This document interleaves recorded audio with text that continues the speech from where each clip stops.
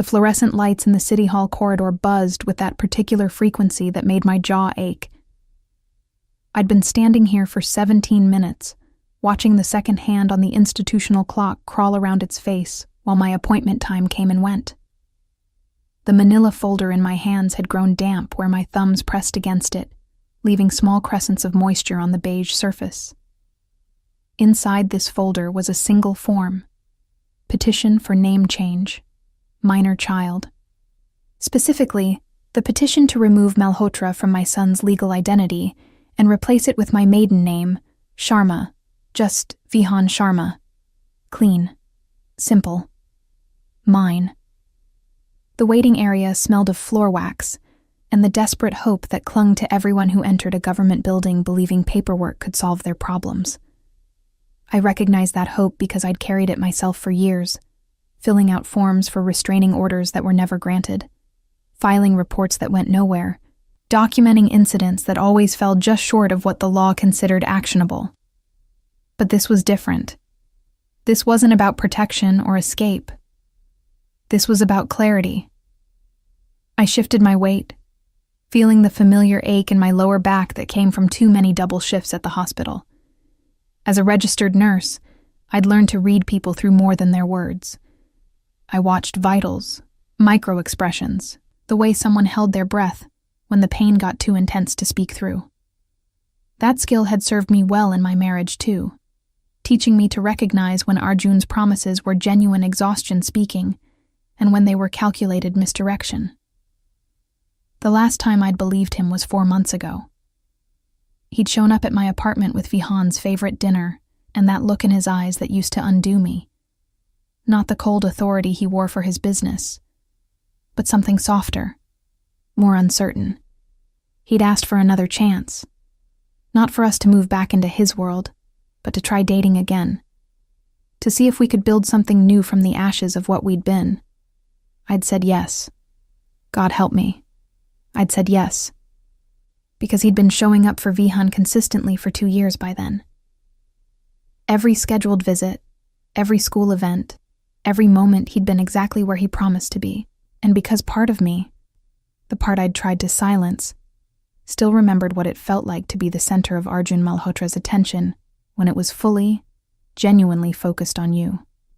For 3 months, it had been good. He'd kept boundaries I'd set. He'd introduced me to his legitimate business partners, the ones who ran the legal side of his empire. He'd been patient when I couldn't stay over because of my shift schedule. He'd even attended my hospital's charity gala, writing a check that funded our entire new pediatric wing without making it about him. Then came the evening he missed Vihan's birthday dinner because of an emergency meeting that couldn't be rescheduled. He'd arrived 2 hours late with expensive gifts and hollow apologies, and I'd seen in his eyes the same calculation I'd seen 6 years ago when he'd missed our anniversary for the 3rd time, when he'd chosen his empire over his family again. I'd ended it that night. Calmly. Finally. Without tears or recriminations, just a clear statement. I gave you another chance. You chose the same thing you chose before. We're done. He'd tried to argue, tried to explain the nuances I supposedly didn't understand about his responsibilities. But I'd spent 7 years married to those responsibilities. I understood them perfectly. I understood that I would always come second, and I was done accepting second place. The door to room 237 opened. A harried-looking clerk emerged, clipboard in hand. Sharma? Ananya Sharma? Here. I raised my hand slightly. Professional hospital habit. She gestured me forward. Sorry for the delay. The system crashed. We're running about 20 minutes behind. It's fine. I followed her through the doorway, my sneakers squeaking slightly on the linoleum. The sound reminded me of hospital corridors, of the thousands of miles I'd walked in these same shoes, taking care of other people's emergencies, while my own life fractured in slow motion. Room 237 was smaller than I'd expected. 2 desks, one occupied by an older man who didn't look up from his computer. A row of filing cabinets, a single window that looked out onto the parking structure. The clerk directed me to the empty desk and disappeared back into the hallway. I sat down, arranging my folder on the desk's surface. Through the window, I could see the concrete levels of the parking structure, the geometric precision of painted lines and numbered spaces. Everything in its place, everything labeled and organized. That's what I was doing here, putting things in their proper place. The door behind me opened again. I assumed it was the clerk returning, but the footsteps were wrong. Too measured, too familiar. I'd heard those footsteps on marble floors and Persian rugs, on the deck of his yacht, and the hardwood of our old bedroom. I turned in my chair. Arjun Malhotra stood in the doorway, frozen mid-step. He wore a charcoal suit that probably cost more than my monthly rent. No, I caught myself. I was done making those comparisons. Better to note what the suit told me. He was here on business, official business, the kind that required looking like a legitimate businessman, not the underground power broker we both knew he was. His dark eyes met mine, and I watched recognition followed by calculation flicker across his face. His 5 o'clock shadow was precisely trimmed, his hair styled with that casual perfection that took actual effort to achieve. He looked good. He always looked good. That had never been the problem. Ananya. My name and his voice still did things to my nervous system that I resented. What are you doing here? I held up my folder. I have an appointment. His gaze dropped to the manila folder, then back to my face. I saw the moment understanding hit, saw his jaw tighten infinitesimally. An appointment for what? That's not your concern anymore. I turned back to the desk, dismissing him. A small power move, but I'd learned to take my victories where I could find them. The hell it isn't. He moved into the room fully, and I heard the door close behind him. If it involves Vihan, it involves me exercising my legal rights. I kept my voice level, clinical, the tone I used with difficult patients' family members. You'll receive the appropriate documentation through your lawyer. Ananya, look at me. I didn't. I opened my folder instead, reviewing the form I'd filled out in triplicate. Name change petitions required multiple copies. Always multiple copies of everything when you were trying to separate yourself from a man with resources. His hand appeared in my peripheral vision, palm flat on the desk beside my folder. Not touching it, not touching me, just present. A reminder of his existence, his proximity, his unwillingness to be dismissed. You're changing his name. Not a question. A statement of fact delivered in that tone he used when he'd figured out someone's strategy 3 moves before they played it. I'm removing a surname that no longer reflects our family structure. I finally looked up at him, keeping my expression neutral. Vihan and I are Sharmas. We have been for 2 years. The paperwork is just catching up to reality. Something flashed in his eyes. Hurt, maybe, beneath the control. He's my son. And you can be his father with or without your name on his birth certificate. I held his gaze steadily. You've proven that, actually. You've been more consistent as his father post-divorce than you were during our marriage. This isn't about your relationship with him. This is about my need for clarity. Clarity. He repeated the word like it was foreign. You want to erase me from his identity for clarity? I want to erase the daily reminder that I once believed you'd change. The words came out sharper than I'd intended. I took a breath, modulating back to professional calm. I gave you another chance 4 months ago, Arjun. You blew it the same way you blew our marriage. Some things don't change, and I'm tired of pretending they might. The clerk chose that moment to return, bustling in with a stack of additional forms. She stopped short when she saw Arjun, her eyes widening slightly. Even people who didn't know exactly who he was recognized power when they saw it. I'm sorry, sir. This is a private appointment. If you need assistance, you'll have to schedule. I'm Arjun Malhotra. He pulled out his wallet, extracted a business card. I'm here regarding the petition filed by Ms. Sharma. As the father listed on the child's birth certificate, I believe I have a right to be present for these proceedings. The clerk looked at the card, then at me, clearly uncomfortable. Do you want him here, Ms. Sharma? No. I wanted to say no. I wanted him gone so I could do this one thing without his presence complicating it, without his eyes tracking every movement, without the weight of history pressing down on this sterile government office. But I'd learned in nursing that sometimes the kindest thing you could do was let someone be present for the pain. Let them see the consequences of their choices. Let them witness exactly what they'd broken. He can stay. I turned back to the clerk. Let's proceed. She hesitated, then nodded, sliding into the chair across from me. I'll need to verify the information on your petition. Full legal name of the minor child? Vihan Arjun Malhotra. The middle name had been Arjun's compromise when I'd wanted our son to carry my family's tradition. One small piece of me woven into his legacy. And you're requesting to change the surname from Malhotra to Sharma, correct? Correct. Reason for the request? I'd prepared for this question. I'd practiced the answer in my bathroom mirror, testing different phrasings until I found one that was true without being vindictive. To reflect the primary family unit. The child resides full-time with me, carries my medical insurance, and I am the primary decision-maker for all aspects of his care and upbringing. The name should reflect that reality. Behind me, I heard Arjun's breath catch. Just slightly. Just enough that someone who'd once counted his breaths in the dark would notice. The clerk typed rapidly. And the father's consent? Not required under Section 7(3) of the Family Code. I have sole legal custody.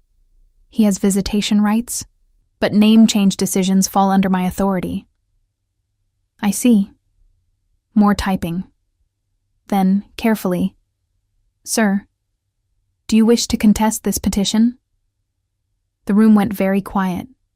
I could hear the buzz of the fluorescent lights again, the distant murmur of voices from the hallway, the click of computer keys from the other desk, where the man still hadn't looked up.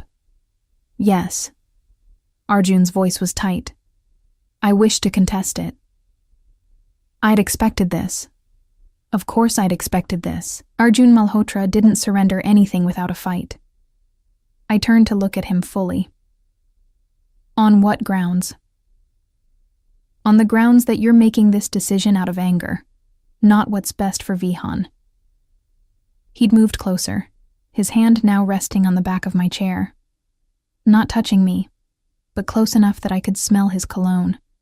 Sandalwood and something darker. The same scent that used to cling to my clothes after he held me. I'm making this decision out of lucidity, I corrected. There's a difference. Is there? He leaned down slightly, lowering his voice so only I could hear. Because from where I'm standing, this looks like punishment. I missed one dinner. You missed his birthday. I kept my voice equally low but sharp enough to cut. After promising me, after promising him, that you were different now, that we mattered more than your meetings and your empire, and whatever crisis your business manufactured to justify your absence. It wasn't manufactured. There was a situation. There's always a situation. I stood up, needing to not be beneath him, needing to meet him at eye level even though he still had 5 inches on me. That's the point you keep missing. There will always be a situation that matters more than us. And I'm done waiting for the day when we become the situation that matters most. The clerk cleared her throat. Perhaps we should reschedule this appointment. Give you both time to discuss. No. I said it at the same time Arjun did. Our eyes locked. I'm not going anywhere, he said quietly. This is my son's name you're trying to erase. I'm not erasing anything. I'm clarifying the truth. I turned back to the clerk. What's the process if he contests? She looked distinctly uncomfortable now. A hearing before a family court judge. Could take 4 to 6 weeks to schedule. Both parties present their case. Judge makes a determination based on the child's best interests. Fine. Schedule it. Ananya. Arjun's hand touched my elbow, just lightly. I pulled away before the touch could settle. Don't do this. Don't drag us through court over this. You chose to contest. I gathered my folder, suddenly desperate to leave this room, this building, his presence. I'm just following through. I headed for the door, but he was faster, moving to block my exit without actually touching me, a skill he'd perfected over years of controlling situations without overt force. Give me 10 minutes, he said. Just 10 minutes to talk about this. Not here, somewhere private. We have nothing to discuss. We have our son to discuss. And apparently your decision that he doesn't deserve to carry my family name. He deserves to carry the name of the parent who's actually present. I met his eyes, letting him see the exhaustion there. The years of second-place feelings finally calcified into something harder. You're a good father when you show up, Arjun. You're attentive and loving and everything a 6-year-old needs. But you're not consistent. And I'm tired of Vihan asking me why you missed his soccer game, why you weren't at his school play, why your important meeting mattered more than his big day. I attended every game this season except 2. I was at his play. I've missed 1 birthday dinner, Ananya. 1. 1 too many after you promised me you were different. The words hung between us. I watched him process them, watched him realize this wasn't about the dinner. It was about the pattern. The years of promises, followed by justifications, followed by apologies, followed by repeat. I am different, he said finally. I've restructured my businesses, delegated more, built systems so I can be present. 1 emergency in 4 months doesn't erase all of that. No, but it proves that when push comes to shove, you'll still choose the emergency over us. I stepped around him, reaching for the door handle. That's why his name needs to change, so he knows, legally and officially, that he belongs to the part of his family that will always choose him first. I pulled open the door and walked out before he could respond, before the familiar pull of his voice could make me doubt the decision I'd spent 2 years building toward. The corridor felt longer on the way out. My sneakers squeaked again on the linoleum. Behind me, I heard the door to room 237 close, then open again. Heard his footsteps following. I didn't turn around. I kept walking, counting steps like I counted vital signs. 43 steps to the elevator. 17 floors down to the parking garage. 2 years since I'd walked away from his penthouse with Vihan in my arms, and my dignity barely intact. And now, finally, the paperwork was catching up to that choice. The elevator dinged. The doors opened. I stepped inside and finally turned to face him. Arjun stood in the corridor, hands in his pockets, watching me with an expression I'd seen once before. The night I'd left, when he'd realized I actually meant it this time, that no amount of promises or power or desperate affection would change my mind. I'll see you in court, I said as the doors began to close. Ananya. He took 1 step forward, and I pressed the close door button. This isn't over. Yes, I said clearly, holding his gaze until the metal doors slid between us. It is. The doors sealed shut with a hydraulic hiss. My reflection stared back at me from the polished metal, distorted and wavering. The folder in my hands felt heavier than it should, like I was carrying more than just paperwork. I was carrying the weight of every morning I'd woken up alone in a marriage, every promise that had evaporated under the pressure of his responsibilities, every time I'd convinced myself that this time would be different. The elevator descended in silence, dropping through floors marked by amber lights. 17, 16, 15. I'd been counting since the day I left. 742 days since I'd filed for divorce. 531 days since it was finalized. 127 days since I'd made the mistake of believing he'd changed.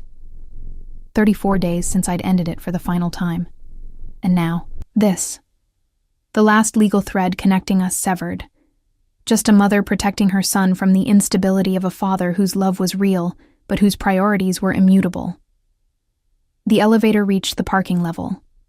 The doors opened onto concrete and fluorescent lighting, the antiseptic smell of car exhaust and motor oil. I stepped out, my footsteps echoing in the cavernous space. My car was parked on level P3, a 12-year-old Honda with 180,000 miles, and a persistent check engine light I kept meaning to address. It started reliably, got decent gas mileage, and cost less to insure than the luxury vehicles Arjun had once insisted I drive. It was practical. It was mine. I was halfway to it when I heard the door to the stairwell bang open behind me. Ananya, stop. I should have known he wouldn't wait for the elevator. Arjun had always preferred taking action to waiting for things to come to him. I kept walking. Go away, Arjun. Not until we talk about this. His footsteps quickened, closing the distance between us. Not until you explain to me why you're punishing our son for my mistakes. That stopped me. I turned slowly, feeling the anger that I'd kept carefully controlled in the government office finally beginning to leak through. I'm not punishing him. I'm protecting him. From what? From me? He'd closed the distance to 10 feet, close enough to talk without shouting, far enough to maintain the illusion of space. I'm his father, Ananya. I love him. I've never hurt him. You hurt him every time you break a promise. The words came out flat, factual. Every time you say you'll be there and then you're not. Every time he has to explain to his friends why his dad couldn't make it. You don't see his face when he realizes you've chosen something else over him. But I do. I'm the one who holds him while he cries himself to sleep. I'm the one who answers when he asks why you don't love him enough to keep your promises.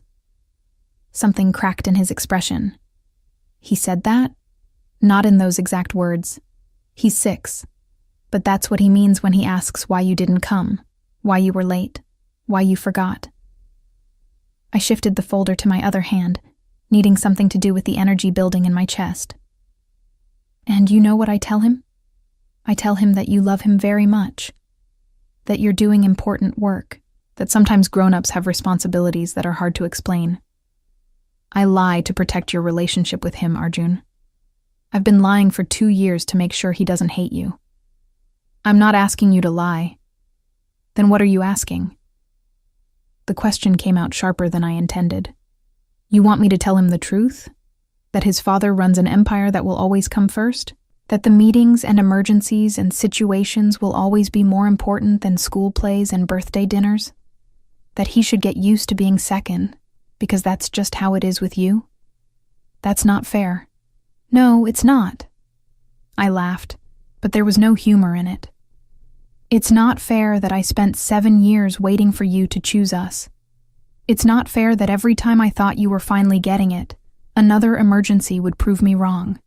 It's not fair that I stopped myself, biting back words I'd regret.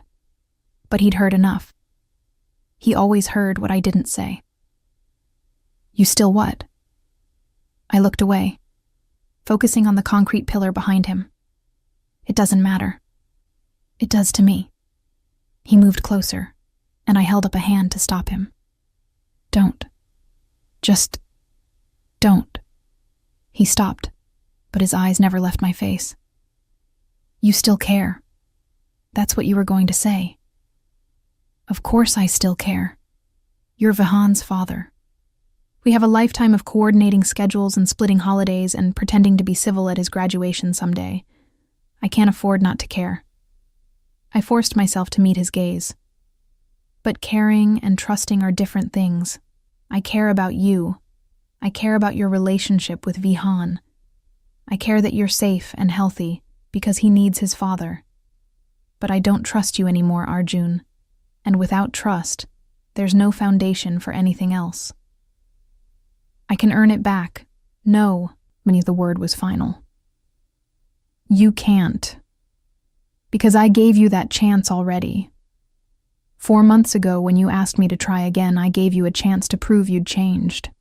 And you proved the opposite. You proved that when it matters, you'll always choose your empire. And that's fine. It's who you are. But I can't be part of that anymore. And I won't let Vihan's identity be tied to it either.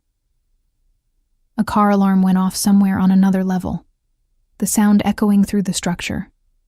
We both ignored it. His name won't change anything, Arjun said quietly.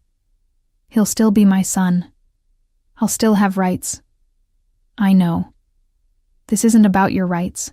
It's about my need to draw a clean line. I gripped the folder tighter. When people ask about his name, I don't want to explain our history. I don't want to field questions about where his father is, why we're not together, whether reconciliation is possible. I want to be Ananya Sharma and my son Vihan Sharma, and let that be the end of it. It's not the end of anything. It's the erasure of our family. We stopped being a family when you chose your business over your marriage. The words tasted like old grief. We're co-parents now, cordial, functional, focused on what's best for Vihan. But we're not a family unit, and his name should reflect that reality. Arjun ran a hand through his hair, a rare break in his usual control. You think changing his name will give you closure? Will make it easier to move on? I think it's one step in a very long journey toward building a life that doesn't revolve around waiting for you to be who you promised you'd be. I never promised to be perfect. I never asked for perfect. I asked for present. I asked for you to choose us when it mattered. Just once I wanted to be the emergency that couldn't wait. I could hear the exhaustion bleeding into my voice. But that's not who you are. And I'm done pretending I can accept second place with grace. He was quiet for a long moment, studying me with an intensity that made my skin feel too tight. What if I resign? Walk away from it all? Don't. The word came out tired. Don't make offers you won't follow through on. I've heard them all before. I'm serious. If that's what it takes, it won't work. I shook my head. Because even if you walked away, you'd resent me for it. You'd resent Vihan. That empire is part of who you are, Arjun. It's in your blood the same way medicine is in mine. I can't ask you to cut out that part of yourself, and you shouldn't have to. We're just incompatible. It's that simple. There's nothing simple about this. No, I agreed. But the solution is, we co-parent. We maintain boundaries. We make sure Vihan knows he's loved. And we let go of the fantasy that we're meant to be anything more than two people who care about the same child. The car alarm finally stopped, leaving ringing silence in its wake. Somewhere above us, a car door slammed. Normal sounds of normal people living normal lives. I'll contest the name change, Arjun said finally. I'll fight this in court. I expected you would. I turned back toward my car. I'll see you at the hearing. Ananya. His voice carried a note I'd heard before, usually right before he made some grand gesture he thought would fix everything. This isn't how our story ends. I looked back over my shoulder. No, this is how it continues. Without the illusion that it was ever a love story. It was a lesson. I learned it. Now I'm applying what I learned. I reached my car and unlocked it, sliding into the driver's seat before he could respond. Through the windshield, I watched him stand there in the middle of the parking structure, hands in his pockets, looking like a man who'd just lost something he didn't know he could lose. Good. Let him feel what I'd felt for 7 years. Let him understand what it meant to want something you couldn't have, to love someone you couldn't keep, to hope for a future that would never arrive. I started the engine and drove away, leaving him standing in the fluorescent lighting and concrete. In my rearview mirror, I watched him grow smaller, then disappear entirely as I rounded the corner toward the exit. The folder sat on my passenger seat, holding forms that would be contested, hearings that would be scheduled, legal battles that would unfold. But underneath all of it, one truth remained. I'd already left Arjun Malhotra. The paperwork was just making it official. The hearing was scheduled for 6 weeks out. I received the notice via certified mail on a Tuesday morning. The same day, Vihan came home from school with a black eye and a story that made my blood run cold. Cameron said my dad is a bad guy, he told me while I pressed a bag of frozen peas to his swollen eye socket. He said his mom told him that Malhotras are criminals, so I punched him. I sat very still on the edge of the bathtub, looking at my 6-year-old son who'd just used violence to defend a name I was trying to remove from his identity. The irony wasn't lost on me. Vihan, we don't hit people. But he was wrong. His uninjured eye blazed with conviction. Dad isn't bad. He helps people. He told me he makes sure families have homes and businesses stay open. That's not bad. I thought about all the ways Arjun had sanitized his empire for our son's consumption, the legitimate real estate development he emphasized while glossing over how he'd acquired the properties, the business consulting that was really enforcement and collection, the security services that were private armies for hire. Your father is complicated, I said carefully, using the talking points I'd developed with my therapist. He does some good things and some things that are harder to understand. But what matters is that he loves you very much. Then why are you changing my name? The question I'd been dreading, delivered with the devastating directness of childhood. Cameron's mom said you're trying to make me not be Dad's son anymore. I pressed my lips together, counting to 5 while I figured out how to explain this without vilifying Arjun or lying to my child. I'm not changing who you are or who your father is. I'm just updating paperwork to match our current family. You live with me. I make most of the big decisions about your life. And Sharma is my family name. It makes sense for us to share it. But I want to keep Dad's name too. Of course he did. Because despite everything, despite the missed birthdays and broken promises, Vihan loved his father with the uncomplicated devotion that 6-year-olds specialized in. He didn't see the pattern yet. Didn't understand that love without reliability was just another form of abandonment. That's something the judge will help us figure out, I said, removing the frozen peas to inspect the swelling. For now, you're staying home tomorrow. That eye needs 24 hours before you're going back to school. Am I in trouble? For hitting Cameron? Yes. We'll talk about better ways to handle people who say mean things. I kissed his forehead, careful to avoid the bruise. But I understand why you did it. Sometimes when someone attacks what we love, our first instinct is to fight back. He leaned against me, small and warm and still so young. Are you fighting with Dad because you love me? The question knocked the air from my lungs. Yes, baby. Everything I do is because I love you. Does Dad know that? I think so. Maybe you should tell him again. Sometimes people forget important stuff when they're mad. Out of the mouths of children. I held him closer, wondering how my 6-year-old had figured out what I'd spent 2 years trying to articulate. That sometimes love wasn't enough, and the people who forgot weren't doing it maliciously. They were just being who they were. After I tucked Vihan into bed with extra books and his favorite stuffed elephant, I called Priya. She answered on the second ring, already knowing something was wrong. What happened? I told her about the black eye, about Cameron's mother's comments, about the conversation that had followed. Priya listened without interrupting, the way she always did, letting me process aloud. So Arjun's not keeping this quiet, she said when I finished. The legal action is becoming public knowledge. Apparently. I poured myself a glass of wine I wouldn't drink, just needing something to do with my hands. Which means parents at Vihan's school are talking. Which means this is going to get messier before it gets better.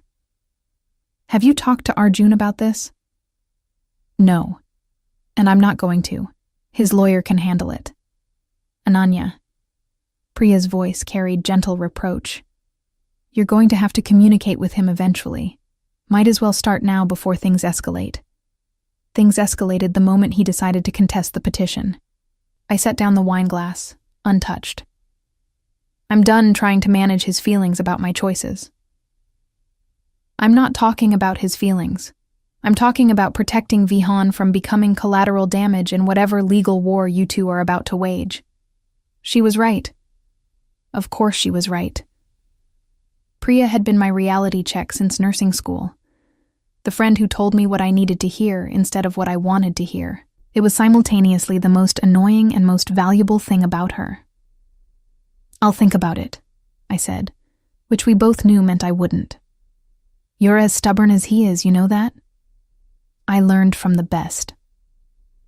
After we hung up, I stood in my small kitchen, looking at the divorce papers I'd framed and hung on the wall. A reminder, every day, of the freedom I'd earned. Priya thought it was morbid. I thought it was necessary. When you'd spent 7 years losing yourself in someone else's gravitational pull, you needed constant reminders that you'd escaped the orbit. My phone buzzed. Unknown number, but I recognized the pattern. Arjun had dozens of phones, cycling through them for security reasons I'd never fully understood. I almost didn't answer, then thought about Vihan's black eye and Priya's warning about communication. What? I heard about the incident at school. No preamble, no greeting. Pure Arjun efficiency. Is Vihan okay? He has a black eye and a bruised ego. He'll survive. I want to see him. It's not your visitation day. I don't care about the schedule. Someone hurt my son because of our legal battle. I want to see him. I closed my eyes, fighting the instinct to argue just for the sake of arguing. He's asleep. You can come tomorrow after school. I'll be at work, but I'll leave the spare key under the mat. Silence. Then, carefully, you trust me with unsupervised access to your apartment? I trust you to be a good father when you're actually present. What I don't trust is your ability to be consistently present. There's a difference. There's always a difference with you. Always conditions and qualifications. Yes, Arjun, that's what boundaries look like. You should try having some. I hung up before he could respond, immediately regretting the petty satisfaction of getting the last word. Priya was right. I was as stubborn as he was. The difference was that my stubbornness came from self-preservation. His came from believing the world should bend to his will. The next morning, I left the spare key as promised, along with detailed instructions about Vihan's medication schedule and dietary restrictions. I didn't leave a note. There was nothing left to say. My shift at the hospital was mercifully busy, a steady stream of patients that kept my mind occupied. Chest pain that was probably anxiety, a diabetic crisis that required 3 hours of careful intervention, a teenager with an asthma attack who reminded me painfully of Vihan, small and scared, and trying so hard to be brave. I was in the middle of hanging an IV when my phone buzzed. Arjun's name flashed on the screen. I let it go to voicemail, focusing on finding the vein in my patient's arm. He called twice more during my shift. I ignored both calls, checking the voicemails only after I'd clocked out. The first message was brief. We need to talk about the hearing. Call me back. The second was longer. Ananya, I'm at your apartment. Vihan showed me his eye. We had a conversation about appropriate ways to defend family honor. I made him promise not to hit anyone else, and he made me promise to fix this situation so kids stop saying cruel things about us. I told him I'd do my best, but I need you to call me back so we can discuss strategy. This doesn't have to be a war. I deleted both messages and headed to my car. The parking garage was dark, most of the day shift having already left. My footsteps echoed in the empty space, and I felt the familiar prickle of awareness that came from being alone in deserted places. A black Mercedes was parked next to my Honda. Not just any Mercedes, I recognized it. Arjun's personal vehicle, The one he drove himself instead of using a driver, which meant he'd been waiting here. The driver's door opened. Kabir Singh, Arjun's head of security, stepped out. He was a mountain of a man, former military, with eyes that tracked threats the way mine tracked vital signs. "Ms. Sharma," he nodded politely. "Mr. Malhotra asked me to ensure you got to your car safely. That's not necessary."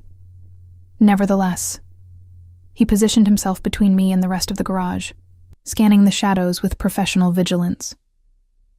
"There's been some concern about your safety." I stopped walking. Concern from whom? People who've heard about the legal proceedings. People who have opinions about how families with our connections should conduct their private affairs. Arjun's connections, I corrected. Not mine. Not anymore. You're the mother of his child. That makes you family in ways that divorce papers don't erase. Kabir's expression remained neutral, but I heard the warning beneath the words. Some people might see the name change petition as disrespectful, might decide to express their displeasure. Are you threatening me? I'm protecting you. There's a difference. He gestured toward my car. Mr. Malhotra has arranged for security presence at your home and the hospital. You won't see us, but we'll be there. I don't want his security. It's not optional, not when Vihan's safety is concerned. Kabir's voice hardened slightly. You can be angry at Mr. Malhotra all you want, but don't let pride make you stupid about protecting your son. The words hit harder because they were true. I'd been so focused on my anger, on my need for independence, that I hadn't considered the broader implications of challenging Arjun publicly. He existed in a world where respect and reputation were currency, where perceived disrespect had consequences I'd tried to leave behind. Tell Arjun I'll accept the security, I said tightly. For Vihan's sake, but this doesn't change anything about the petition. I'll relay the message. Kabir stepped aside, allowing me to unlock my car. Drive safely, Ms. Sharma. I slid into the driver's seat, hands trembling slightly on the steering wheel.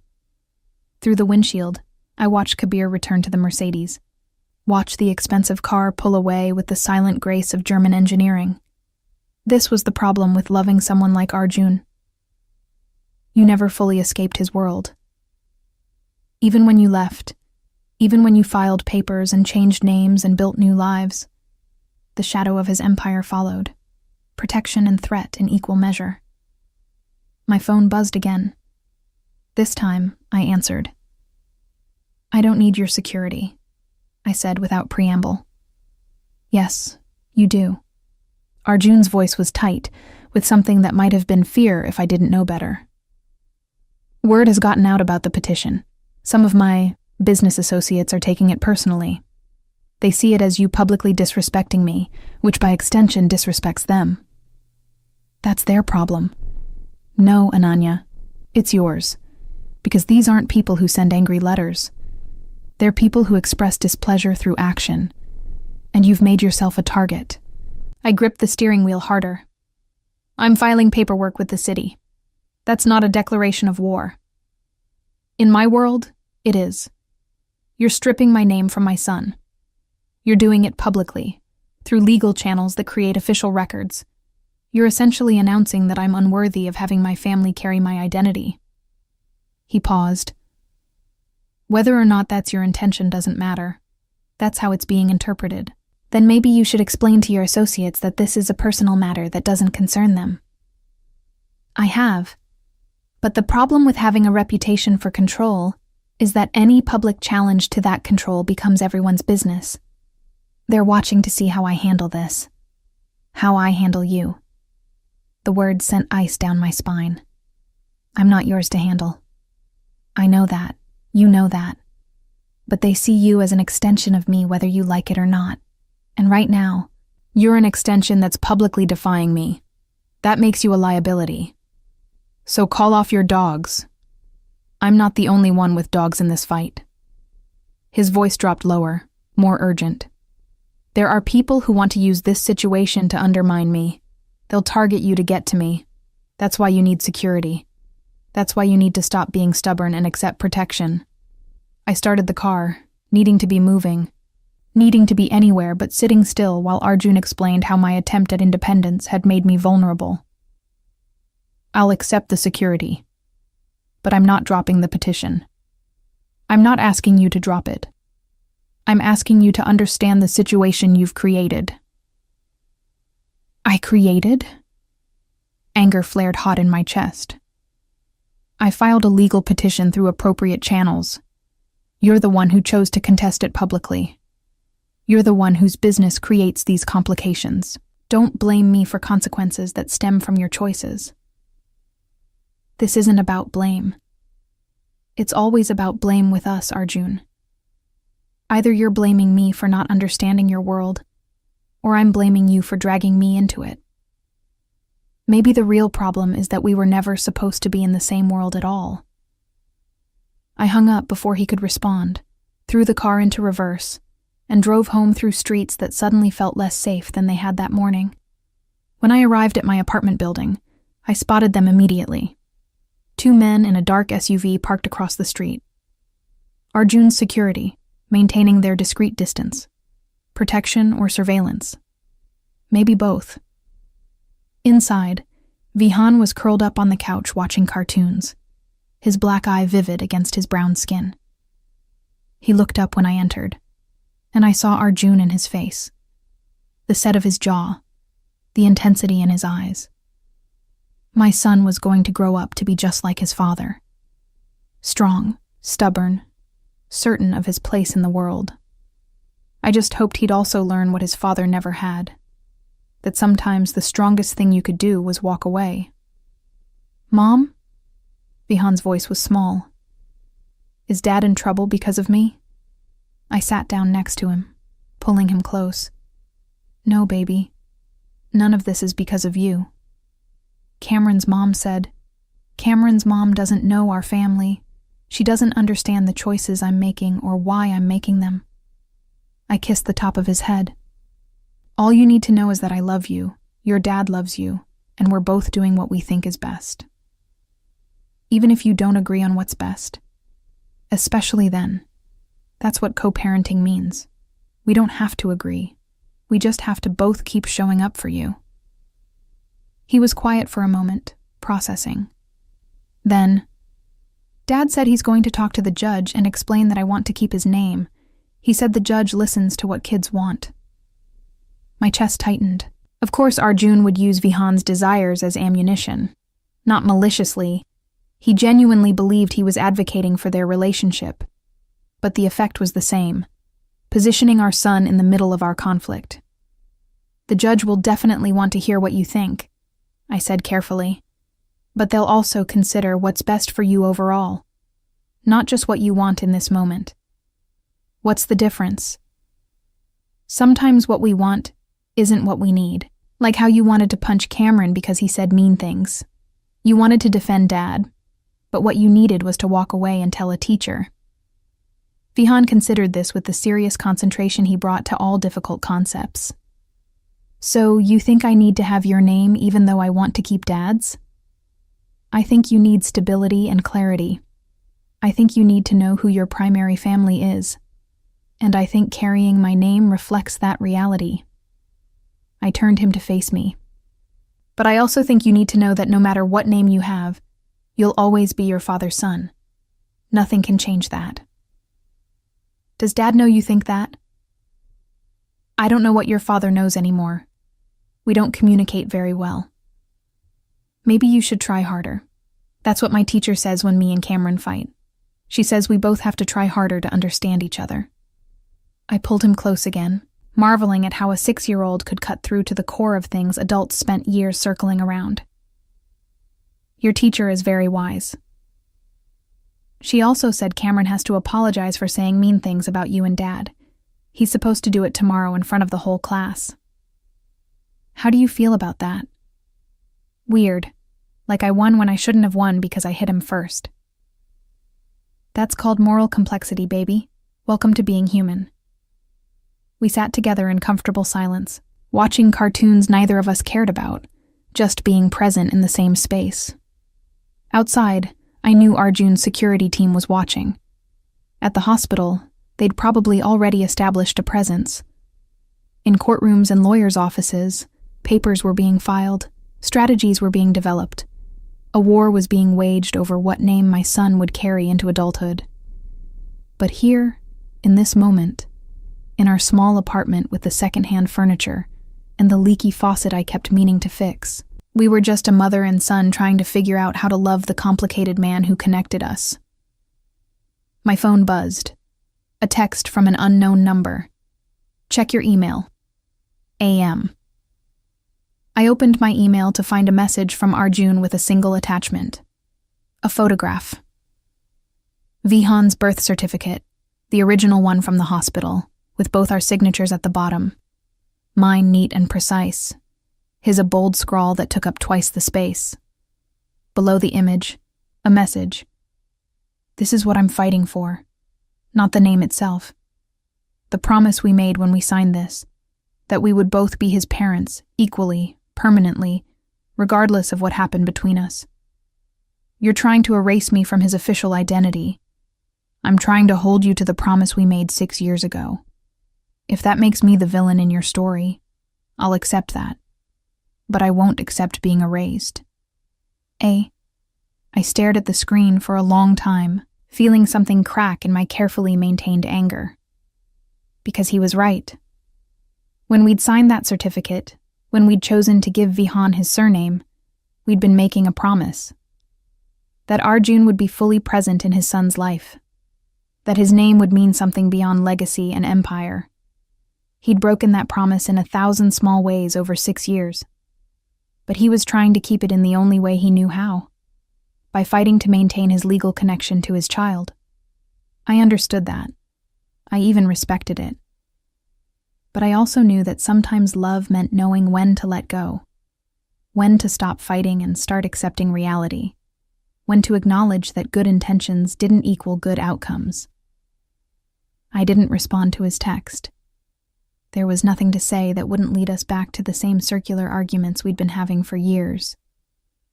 Instead, I pulled Vihan closer and focused on the present moment. On the weight of my son against my side, on the sound of his laughter at the cartoon, on the piece of our small, complicated, beautiful life. 4 weeks until the hearing. 4 weeks to prepare my case, to gather evidence of why this name change served Vihan's best interests. 4 weeks of Arjun doing the same from his perspective. And then a judge would decide which one of us was right. Or more likely, which one of us had made the better argument. Because that's what it always came down to in the end. Not what was true, but what could be proven. Not what was right, but what was legal. Not what we felt, but what we could articulate in terms a court would understand. I was good at articulation. Years of nursing had taught me to document everything, to translate complex medical situations into clear, defensible language. I could do the same with our history. I could make the judge understand why this change was necessary. The question was whether Arjun could make them understand why it wasn't. Outside, the SUV's engine started, the security team changing shifts. My life now included surveillance schedules and protection protocols, all because I'd tried to take control of one small aspect of my identity. Priya was right. I was as stubborn as Arjun, but I'd learned that stubbornness from him, and if he thought I'd back down just because things got complicated, he'd forgotten who he'd been married to. I hadn't survived 7 years with Arjun Malhotra by being fragile. I'd survived by being strategic, by picking my battles and fighting them with everything I had. This was my battle. This was my line in the sand, and I wasn't backing down. The lawyer Arjun hired was named Rohan Patel, and he had the kind of smile that made you want to check your wallet after shaking his hand. We met in his office downtown, all glass and steel and furniture that cost more than my yearly salary. I'd brought Priya for moral support and my own lawyer, a family practice attorney named Mrs. Chen, who charged reasonable rates and didn't smile at all. Ms. Sharma. Rohan gestured to the leather chairs across from his mahogany desk. Thank you for agreeing to this meeting. Mr. Malhotra thought it might be productive to discuss settlement options before we proceed to court. There's nothing to settle. I remained standing, unwilling to sink into furniture designed to make visitors feel small. I filed a petition. He contested. Now a judge will decide. Surely there's room for compromise. Rohan opened a folder, all professional efficiency. Mr. Malhotra has authorized me to propose several alternatives that might address your concerns while maintaining his parental rights. His parental rights aren't in question. This is about a name, not custody. Nevertheless, Rohan pulled out a document. Proposal 1. Vihan keeps Malhotra as his legal surname, but adds Sharma as a middle name. This way, both family names are represented. No. Proposal 2. Hyphenated surname. Malhotra Sharma or Sharma Malhotra. Your preference. No. Ms. Sharma. Mrs. Chen touched my arm gently. Perhaps we should hear all the proposals before. I know what he's doing. I kept my eyes on Rohan. He's trying to negotiate away my decision. But this isn't a business deal. This is my son's identity, and I'm the one with legal authority to determine it. Rohan leaned back in his chair, reassessing. Mr. Malhotra anticipated you might feel this way, which brings us to Proposal 3. He slid another document across the desk. He's willing to restructure his visitation arrangement, give you more time, more control over scheduling. In exchange, you withdraw the name change petition. I picked up the paper, scanning the terms. Additional weeknight visits, extended summer custody, increased child support. Every single thing I'd asked for during our divorce proceedings and been told was impossible because of his business obligations. He's bribing me. I set the paper down carefully. He's offering to be a better father in exchange for keeping his name on our son's birth certificate. He's offering to prioritize his son more. Rohan corrected. Isn't that what you wanted? What I wanted was for him to do it because it was right, not because I threatened his ego. I pushed the document back across the desk. The answer is no to all 3 proposals. We'll see each other in court. I turned toward the door, but Rohan's next word stopped me. He said you'd refuse. Said you were too principled to accept anything that looked like you were backing down. There was something in his voice that made me look back. He also said to tell you that he understands why you're doing this, that he deserves it, but that Vihan deserves better than being caught in the middle of your justified anger. Don't. The word came out sharp. Don't pretend to understand our history or what Vihan deserves. You're a lawyer being paid to win a case. That doesn't make you qualified to comment on our family dynamics. You're right.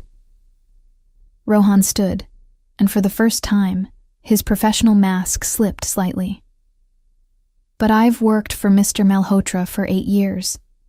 I've seen him build an empire, eliminate rivals, make decisions that affected thousands of lives. I've never seen him afraid of anything. He paused. Until this. Until the possibility of losing his connection to his son. He's not losing anything. Isn't he? You're removing his name from the child he created. You're legally severing the tie that says they belong to each other. You can tell yourself this is just paperwork, but we both know it's more than that. Rohan picked up the proposals, tucking them back into the folder. He'll see you in court, Ms. Sharma. But before that day comes, ask yourself one question. Is this really about what's best for Vihan? Or is it about making Arjun feel what you felt for 7 years? We left without responding, Mrs. Chen murmuring platitudes about staying focused on our case. But Rohan's words echoed in my mind during the elevator ride down, during the walk to Priya's car, during the drive back to my neighborhood. He had a point, Priya said finally, breaking the silence. About your motivations, You think I'm doing this out of spite? I think you're doing this out of hurt. And hurt looks a lot like spite when you're the one causing it. I stared out the window, watching the city scroll past. We'd moved from the gleaming downtown district into neighborhoods that actually felt like neighborhoods. Corner stores and community centers and people who walked instead of being driven. I remember the first time Arjun missed Vihan's doctor's appointment, I said quietly. Vihan was 3 months old, running a fever that wouldn't break. I was terrified it was meningitis. I called Arjun from the emergency room, and he promised he was on his way. He never showed. I sat there for 6 hours holding our sick baby, and he was in a meeting he deemed more important than his son's health. Priya didn't respond, just drove and listened. The fever broke. It was just a virus. But sitting there alone, I realized something. I would always be alone in the ways that mattered. Arjun would show up for the big moments, the births and birthdays when it looked good. But the quiet emergencies, the everyday fear and exhaustion and need, those would always be mine to handle. And you've handled them. Beautifully. Vihan is healthy and happy and well-adjusted despite everything. Because I made sure his father's absences didn't define him. I built a life where we were complete without Arjun, where his presence was a bonus, not a necessity. I turned to look at her. So yes, maybe I am hurt. Maybe I am angry. But I'm also right. Vihan's life is built around me. His name should reflect that. What if he doesn't want it to? The question I'd been avoiding. Then I'll explain why I made this choice when he's old enough to understand. When he can see the pattern himself instead of just feeling abandoned by it. We pulled up to my building. The security SUV was parked in its usual spot, a constant reminder of the world I'd tried to leave behind. Priya noticed it too. How long is Arjun planning to maintain the security presence? Until he decides I'm not in danger anymore. Or until I move somewhere he can't find me. You can't run from this. I'm not running. I'm standing still. He's the one who keeps finding me. I got out of the car, thanked her for coming, and headed inside. The apartment was empty. Vihan was at Arjun's for his scheduled visit. I should have been relieved to have the evening to myself, but the silence felt oppressive. My phone rang. Arjun's name flashed on the screen. I almost didn't answer, then remembered he had our son. What's wrong? Nothing's wrong. His voice was careful, controlled. Vihan wanted to talk to you. Dad said I can't have pizza for dinner because I had it yesterday at school. Vihan's indignant voice filled my ear. But I really want pizza. I closed my eyes, fighting a smile. Then have something else tonight and pizza tomorrow. But I want it now. Vihan Arjun Malhotra, you will eat what your father prepares, and you will not complain about it. Do you understand? Yes, Mom. Appropriately chastised. Love you. Love you too, baby. There was a pause, then Arjun's voice returned. Thank you for backing me up. I'm not backing you up. I'm parenting. There's a difference. Is there? Because it felt like we were on the same team for about 30 seconds there. I sank onto the couch, suddenly exhausted. We're always on the same team when it comes to Vihan.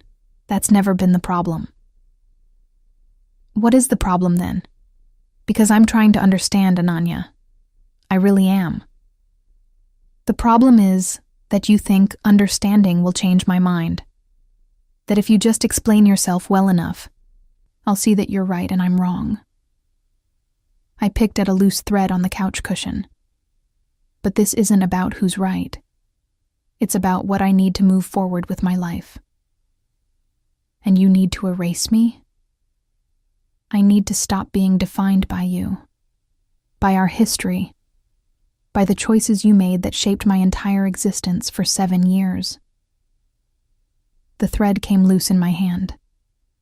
When people hear Malhotra, they think of you, your empire, your reputation, your power. I want people to hear Sharma and think of my son, not your son, mine. He's ours. Biologically, yes, but in every way that matters. In whose arms he falls asleep, who knows his teachers' names, who remembers he's allergic to shellfish, who signs his permission slips and makes his lunches and holds him when he has nightmares. He's mine. And his name should reflect that reality. The silence stretched so long I thought he'd hung up. Then, do you remember the night he was born? I didn't want to go there. Didn't want to revisit the one perfect moment in our relationship, the few hours when everything had felt right. Arjun. You'd been in labor for 19 hours. The doctors were talking about C-section. You were exhausted and frightened and still so strong. His voice softened with memory. I held your hand and you nearly broke my fingers, but you did it. You pushed through and brought him into the world. I remember looking at him for the first time and thinking that I'd built an empire, eliminated rivals, commanded respect from dangerous men. But this tiny human who depended on us completely, was the first thing I'd ever created that actually mattered. My throat tightened. Why are you telling me this? Because when the nurse asked what we were naming him, you looked at me and said, Vihan Arjun Malhotra. You gave him my name without hesitation. You tied him to me permanently, legally, completely. And I thought... He paused. I thought it meant you believed in us. That despite everything, you thought we'd make it. I did believe that, for a long time. Too long, probably. And now you're taking it back. The name, the belief, the connection. I'm accepting reality. That's different. Reality. He said it like the word tasted bitter. Our reality is that I love you both more than anything in my life, but I keep failing to prove it in the ways you need. And your reality is that my love isn't enough because it doesn't come with the consistency you deserve. We're both right and both wrong, and our son is caught in the middle. Then stop fighting me. Let me give him a name that reflects the parent who's actually consistent. I can't do that, because the moment I do, I'm admitting that I'm not essential to his life, that he's better off without my name, which means he's better off without me. His voice roughened.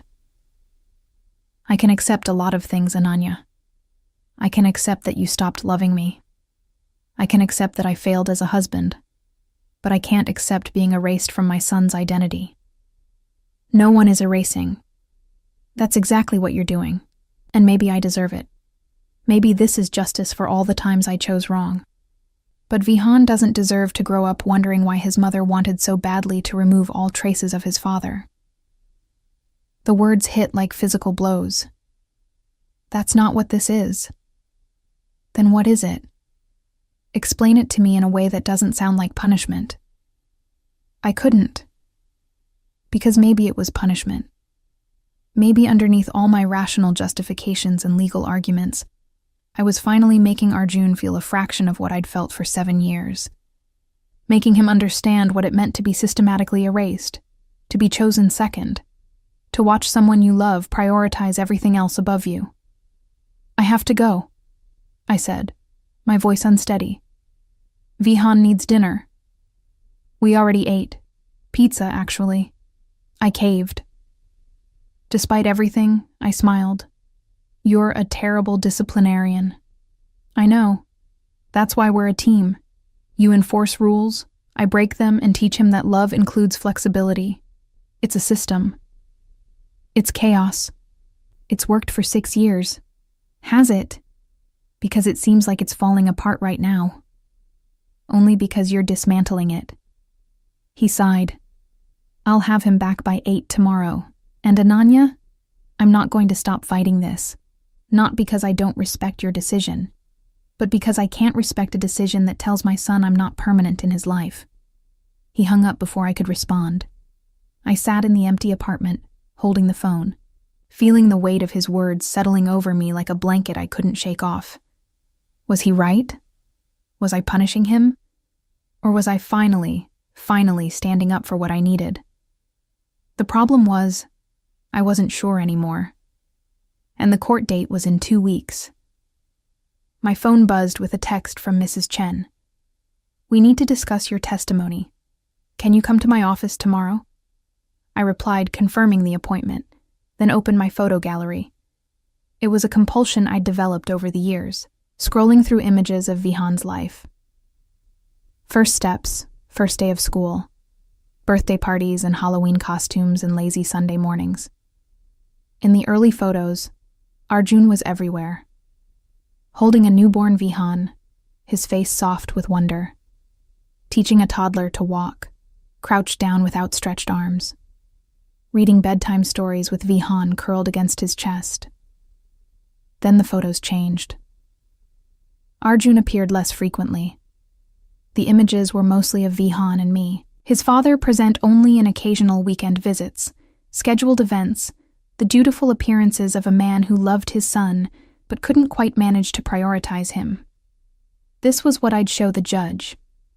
The visual evidence of a child whose life was built around his mother, whose father was important, but not essential, whose name should reflect the parent who'd been there consistently. It was a strong case. Mrs. Chen had said so. The evidence supported my petition. The law was on my side. So why did I feel like I was making a terrible mistake? The courthouse smelled like old wood and anxiety. I dressed carefully that morning. Professional but not wealthy. Put together but not trying too hard. Every detail mattered. Every impression counted. Vihan sat between Priya and Mrs. Chen in the gallery, his small legs swinging nervously. The judge had decided to interview him privately in chambers, but first she wanted to hear from both parents. I'd tried to prepare him, to explain what was happening in age-appropriate terms. But how do you tell a 6-year-old that his parents are asking a stranger to decide what he should be called? Arjun sat across the aisle with Rohan, looking devastatingly competent in a navy suit. He'd nodded to me when we arrived, but hadn't approached, keeping his distance, following the rules of engagement we'd never explicitly discussed, but both understood. All rise. The Honorable Judge Lakshmi Reddy presiding. We stood as the judge entered. She was younger than I'd expected, maybe mid-40s, with sharp eyes that missed nothing. She settled into her seat, reviewed the papers before her, then looked up at both of us. "This is a name change petition for a minor child, Vihan Arjun Malhotra, filed by the mother, Ananya Sharma. The father, Arjun Malhotra, is contesting. I've reviewed all submitted materials. Now I'd like to hear directly from both parents." She gestured to me. "Ms. Sharma, you filed the petition. Please explain your reasoning." I stood, my prepared speech suddenly feeling inadequate. "Your Honor, I'm requesting to change my son's surname from Malhotra to Sharma to reflect the reality of his primary family structure. Vihan resides with me full-time. I make all major decisions regarding his education, healthcare, and daily care. I attend all school functions, manage his schedule, and provide the consistent presence he needs. And you believe changing his surname serves his best interests how? It provides clarity. When teachers, doctors, and other authority figures see our names, they'll immediately understand our relationship without requiring explanation. It also protects him from the negative associations that sometimes accompany the Malhotra name due to his father's business activities." Arjun's jaw tightened, but he didn't interrupt. "Additionally," I continued, "it represents a clean break from a family structure that no longer exists. Vihan needs to understand that his nuclear family is himself and me. His father is important, but he's not part of our daily household. The name should reflect that reality." Judge Reddy made notes, then turned to Arjun. "Mr. Malhotra, your response?" Arjun stood with the same controlled grace he brought to everything. "Your Honor, I'm contesting this petition because it's based on a false premise. that my son's name should reflect only his primary residence rather than both of his parents equally. I am Vihan's father. I love him, support him financially and emotionally, and maintain a consistent presence in his life through scheduled visitation and unexpected visits. The petition mentions concerns about negative associations with your name. How do you respond to that? I run legitimate businesses, Your Honor. Real estate development, property management, security consulting. Any negative associations stem from rumors and speculation, not proven criminal activity. I've never been convicted of any crime. My son shouldn't be punished for his father's reputation, particularly when that reputation is largely manufactured by people who don't understand my business operations. It was a carefully crafted response, technically true while glossing over the reality of how he'd built his empire. But this wasn't a criminal trial. The judge wasn't here to investigate his business practices. Ms. Sharma claims you're not consistently present in Vihan's daily life. I'm present within the constraints of our custody arrangement. I have him every other weekend and 1 weeknight per week. I attend school events when my schedule permits. I pay child support that exceeds the court-ordered amount. I'm engaged in my son's life to the fullest extent Ms. Sharma allows. There it was, the subtle shift of responsibility, making it sound like I was the one limiting his involvement. Your Honor, I interjected, Mr. Malhotra's schedule permits very little. He routinely misses visits due to business emergencies. He was 2 hours late to Vihan's birthday dinner just 4 months ago. His engagement is inconsistent at best.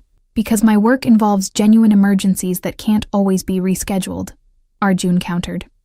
I own multiple businesses that employ hundreds of people. Sometimes crisis management is required. That doesn't mean I don't prioritize my son. It means you prioritize him when convenient. That's enough. Judge Reddy's voice cut through our exchange. This isn't a forum for airing grievances. I'm interested in what serves Vihan's best interests, not in litigating your failed marriage. She paused. I'd like to interview the child now. In chambers, with just myself and a court-appointed child advocate. Both parents will wait here. My heart sank. This was the moment I'd been dreading.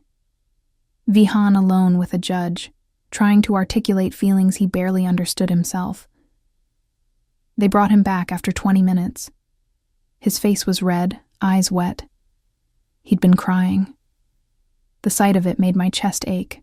Judge Reddy returned to the bench, her expression unreadable. I've had an illuminating conversation with Vihan, bright child, very articulate for 6. What did he say? I asked, breaking protocol. He said he loves both his parents very much, that his mother takes care of him every day, knows everything about him, makes him feel safe, and that his father is exciting and fun and makes him feel special. She looked between us. He also said he doesn't understand why his name has to change, that he likes being a Malhotra because it connects him to his father, but he loves his mother more because she's always there. Arjun's expression cracked slightly. The last part had landed exactly as I'd hoped and feared. Based on my conversation with Vihan and the evidence presented, I'm making the following ruling. Judge Reddy's voice took on formal tones. The petition to change Vihan's surname from Malhotra to Sharma is denied. My world tilted. Your Honor, however. She held up a hand. I'm ordering a modification to the custody arrangement. Mr. Malhotra, you will have Vihan every other weekend as currently scheduled, but you will also have him every Tuesday and Thursday evening from after school until 8 p.m. No exceptions for business emergencies, unless you can prove genuine life or death circumstances. Miss 2 consecutive visits without court-approved reason, and will revisit this entire arrangement. Arjun stood straighter. Your Honor, my business schedule will accommodate your son, or you'll lose the right to contest decisions like this one. Ms. Sharma is correct that Vihan's name should reflect his primary family structure, but that structure should include both parents to the extent possible. You want to keep your name on his birth certificate? Then you'll prove you deserve it by showing up consistently. She gathered her papers, I'm also ordering both parents to attend co-parenting counseling. 6 sessions starting within 2 weeks. You'll learn to communicate about your son without using him as a weapon against each other. Any questions? I had 1,000 questions. None of them would change her ruling. No, Your Honor. Mr. Malhotra? No, Your Honor. Good. Bailiff will provide you with the modified custody schedule and counseling referrals. Court is adjourned. She left the bench. I stood frozen, trying to process what had just happened. I'd lost. The name wouldn't change. Vihan would remain a Malhotra, tied to his father's legacy whether I liked it or not. But Arjun had lost too. He'd been ordered to show up more frequently, to prove his commitment under threat of losing his ability to contest my decisions. The judge had essentially called his bluff. Vihan ran to me, wrapping his arms around my waist. Am I in trouble? No, baby, you're not in trouble. I stroked his hair, blinking back tears. Everything's okay. Do I keep Dad's name? Yes. Good. He looked up at me with those eyes that were so much like Arjun's. Cameron's mom said I should hate Dad, but I don't want to hate anyone. Is that okay? That's more than okay. That's exactly right. Arjun approached slowly, like approaching a wild animal that might bolt. Can I talk to you? Not now. Ananya? I said not now. I took Vihan's hand. Come on, baby, let's go home. We made it to the parking lot before I broke down. Priya drove while I cried silently in the passenger seat, Vihan mercifully distracted by a tablet in the back. I'd been so sure, so certain that I was right, that the judge would see what I saw, that justice meant validating my perspective. Instead, I'd been told I was wrong, that my hurt feelings didn't outweigh Arjun's legal rights, that my desire for a clean break wasn't sufficient reason to erase his name from our son's identity. You okay? Priya asked quietly. No. It's not all bad. She ordered him to show up more. That's what you wanted. I wanted it to be his choice, not a court order he'll resent. Maybe he'll surprise you. I doubted it. Arjun responded to incentives and consequences, not moral obligations. He'd show up for the required visits, because failing to do so would cost him legal standing. But the heart wouldn't be in it. And Vihan would sense that, would internalize the difference between chosen presence and obligated attendance. My phone buzzed.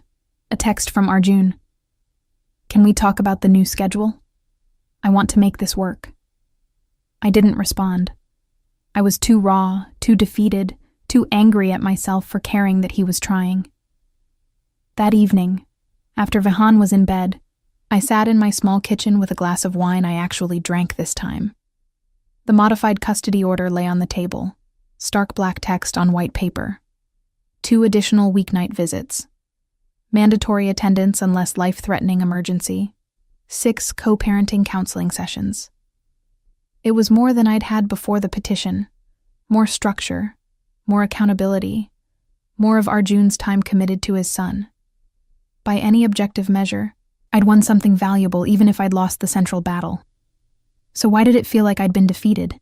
Because I'd wanted validation. I'd wanted a judge to look at our history and declare me right, and him wrong. I'd wanted official confirmation that my pain was justified, my decisions sound, my perspective the correct one. Instead, I'd gotten a ruling that said we were both partially right and partially wrong. That Vihan needed both of us, even if we couldn't stand each other. That my desire for independence didn't override his need for his father's presence. The doorbell rang. I considered ignoring it, then remembered the security detail outside. They wouldn't let anyone dangerous through. I opened the door to find Arjun standing in the hallway, still in his court suit, looking as exhausted as I felt. I told you I didn't want to talk. I know, but I need to say something, and you need to hear it. He didn't wait for permission, just walked past me into the apartment. You were right. About everything. I've been inconsistent. I've prioritized my business over Vihan too many times. I've broken promises and made excuses and justified my failures by pointing to my successes. I closed the door, crossing my arms defensively. If you're here for absolution, I'm here to tell you I'm sorry and to ask for your help. That stopped me. Arjun didn't ask for help. Ever. What kind of help? The judge ordered me to show up every Tuesday and Thursday. I want to do more than show up. I want to actually be present, but I don't know how. He ran a hand through his hair. I don't know his routine. I don't know what homework looks like for first graders. I don't know his friends' names or his favorite foods or what time he needs to be in bed on school nights. I've been a weekend dad who swoops in for fun and leaves before the real work starts. Teach me how to be more. I stared at him, searching for the manipulation, the angle he was working. But all I saw was genuine exhaustion and what might have been fear. Why now? Because a judge ordered you to? Because I almost lost him today. Not physically. I know you'd never keep him from me. But I almost lost my right to have a say in his life. And sitting in that courtroom, listening to you describe how much more present you are, how much more you know about our son, I realized you were absolutely right. I've been failing him, and I don't know how to stop failing him without your help. The request was so unexpected, so vulnerable, that I didn't know how to respond. I can't fix you, Arjun. I'm not asking you to fix me. I'm asking you to teach me how to be the father Vihan deserves. Show me your routines. Explain how you manage everything. Help me understand what consistent presence actually looks like. And if I say no, then I'll figure it out on my own, and I'll probably mess it up, and Vihan will suffer for it. But I'm hoping you won't say no. Not for me. For him. He was right, damn him. This was for Vihan. And despite everything, despite my anger and hurt and desire for distance, I wanted my son to have an engaged father. Fine, but I have conditions. Name them. 1. You don't cancel Tuesday and Thursday visits. Ever. If you absolutely must be late, you call me an hour in advance. 2. You learn his routine and stick to it. Homework before TV, healthy dinner, in bed by 8:30. 3. You communicate with me about his life. Teacher notes, friendship drama, food preferences, everything. 4. The first time you blow this off, we're done. I won't give you another chance to disappoint him. Agreed. Just like that. I told you.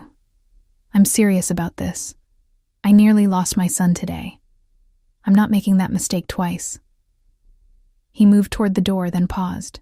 Thank you, Ananya, for agreeing to help, and for fighting so hard for him, even when that meant fighting me. After he left, I sat back down at the kitchen table, staring at the custody order with new eyes. Maybe I hadn't lost after all. Maybe I'd won something more valuable than a name change.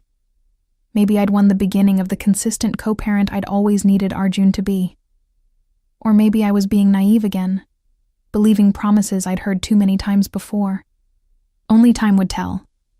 The first Tuesday evening arrived with all the awkwardness of a first date between people who'd once been married. Arjun showed up at 3:45 p.m., 15 minutes early, dressed in jeans and a casual button-down that I'd never seen him wear before. He looked almost normal. Almost like any other father picking up his son from school. I brought groceries. He held up reusable bags. Whole wheat pasta, vegetables, chicken breast. I Googled healthy dinners for 6-year-olds. Despite myself, I was impressed. He likes broccoli if you roast it with olive oil and garlic.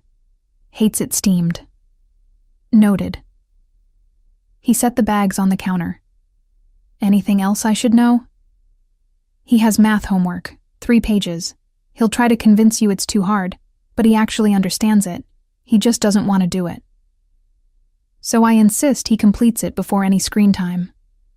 Exactly. We stood in my small kitchen, this strange dance of domesticity between us. It felt surreal. For 7 years of marriage, Arjun had barely noticed where the kitchen was. Now he was memorizing Vihan's homework patterns. "I'll have him back by 8, Arjun said. "But can I bring him here instead of my place? His routine is here. His room, his toys. I don't want to disrupt that."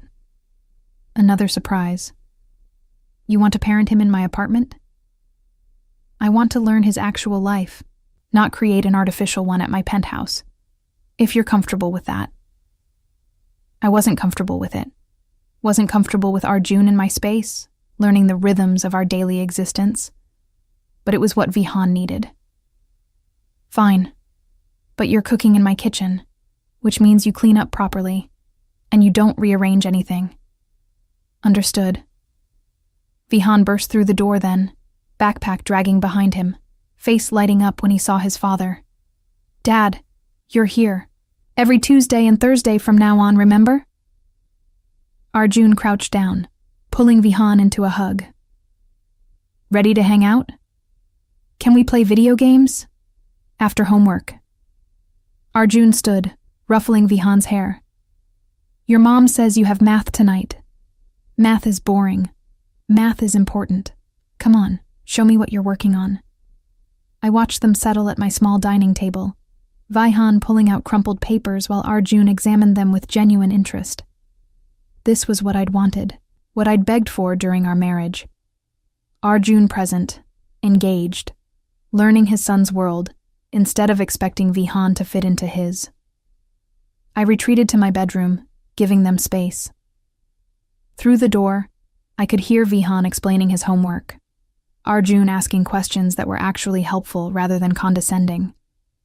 It was nice. Uncomfortable, but nice. My phone buzzed. "Priya, how's the first weeknight visit going?" He brought vegetables and Googled healthy dinners. Holy shit. Maybe the judge scared him straight. Or he's performing for a few weeks before reverting to form. You're such an optimist. I'm a realist who's been disappointed too many times to believe in sudden transformations. But over the next 3 weeks, Arjun showed up. Every Tuesday, every Thursday, never late, never with excuses.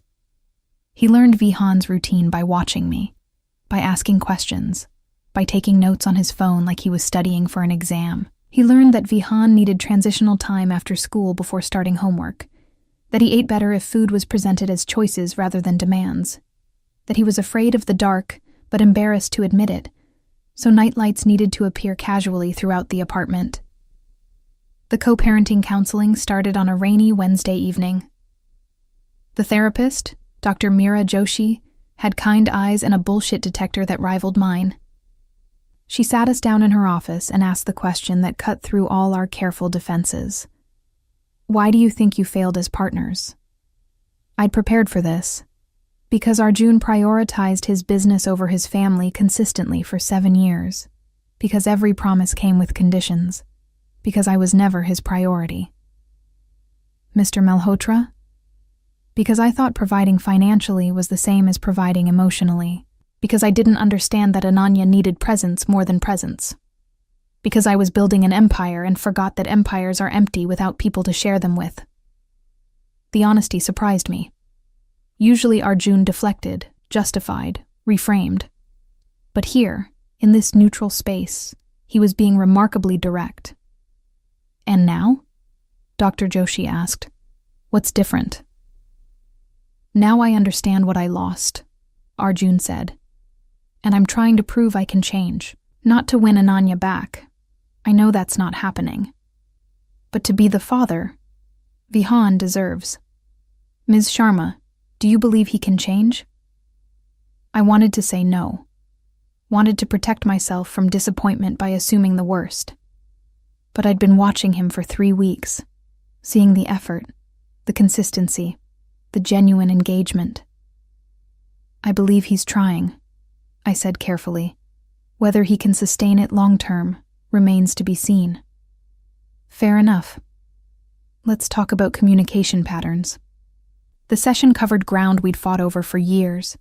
My need for transparency, His tendency to compartmentalize, my desire for emotional connection, his reliance on action over words, my fear of abandonment, his fear of vulnerability.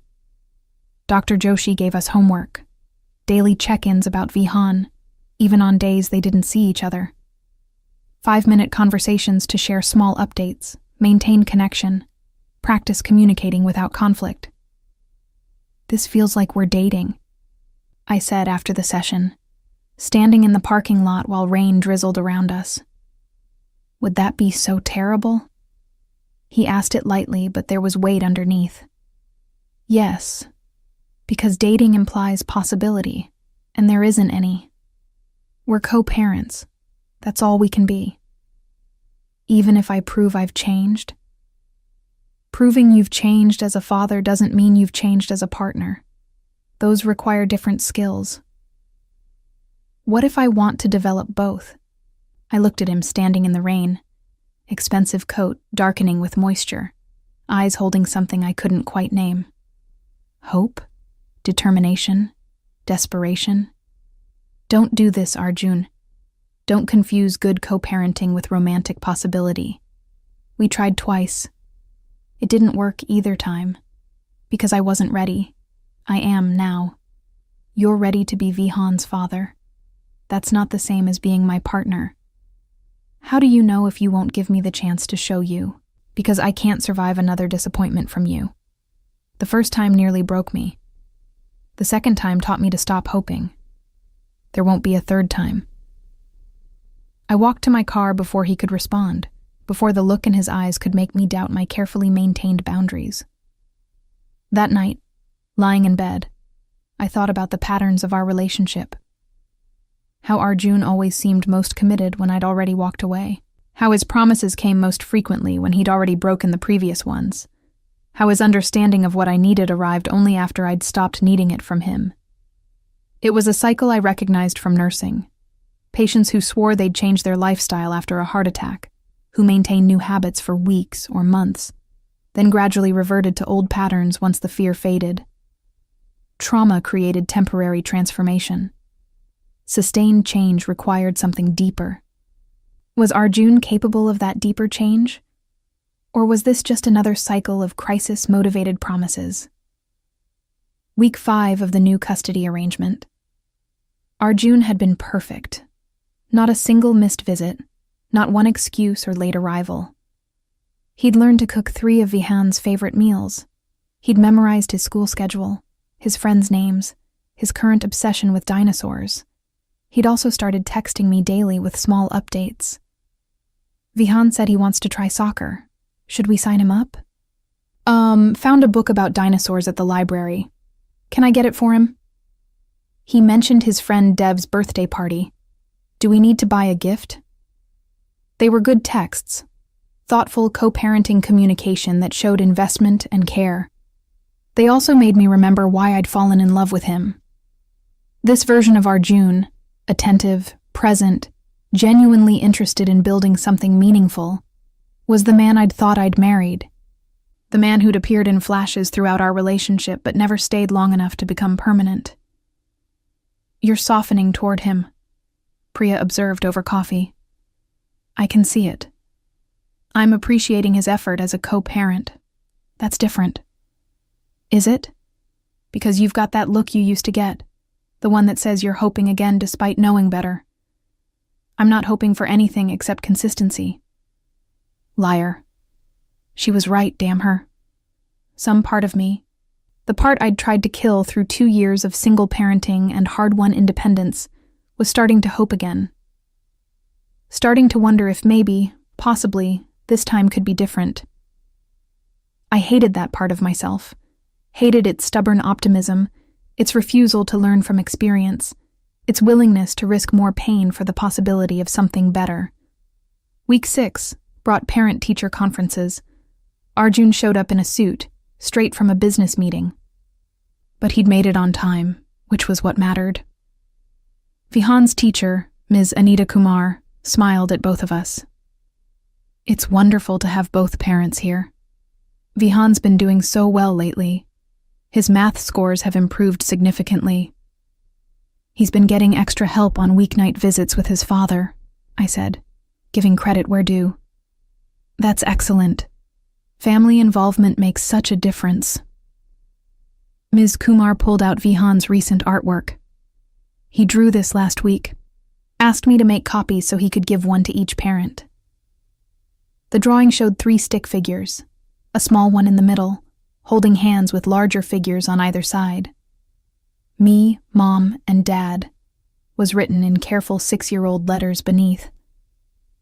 He said he wished you all lived together again, Ms. Kumar added gently, but that you were both really good at taking care of him separately. I felt Arjun tense beside me. This was the reality we couldn't escape. Our son wanted what we couldn't give him.